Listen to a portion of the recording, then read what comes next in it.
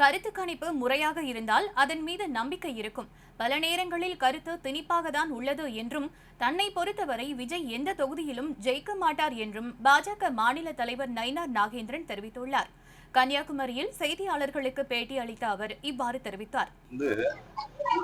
அது முறையா இருந்தா நல்ல நம்பிக்கை இருக்கும். நிறைய இடங்கள்ல கருத்து திணிப்பு தான் இருக்கு. அது திமுக கூட்டணி சார்பா நிறைய கருத்து திணிப்புகள் வந்திருக்கு. ஆனால் கருத்து கணிப்பை பத்தி நம்ம இப்ப பேச வேண்டிய எந்த அவசியமும் இல்லை.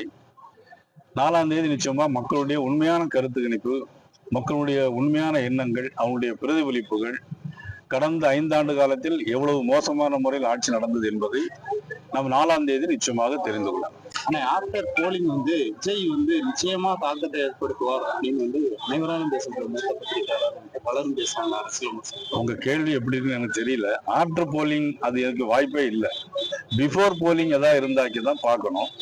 இருந்தாலும் மக்கள் ஒரு ஆட்சிக்கு எதிரான மனநிலையில் தான் நிறைய பேர் இருந்ததாக நானும் கேள்விப்படுறேன். அது அரசு அதிகாரிகள், அரசு ஊழியர்கள் மற்றும் பாமர மக்கள், வியாபாரிகள் மத்தியிலும் சரி, பெண்கள் மத்தியிலும் சரி, மிகப்பெரிய அந்த அரசு இருக்கக்கூடாது என்கிறதுல ஒரு மிகப்பெரிய ஒரு மாற்றத்திற்கு நிச்சயமா ஒரு மாற்றம். உங்க பார்வையில விஜய் எத்தனை தொகுதி ஜெயிப்பாருங்க?